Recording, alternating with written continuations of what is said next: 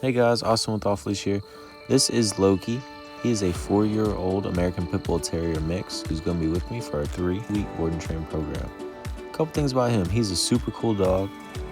He does have a lot of anxiety though, so his parents definitely fail to get engagement from him pretty much anywhere out in public or just even on a walk. You could just tell he looks uncomfortable. Any noises, people, dogs, cars going by. He's at the end of the leash.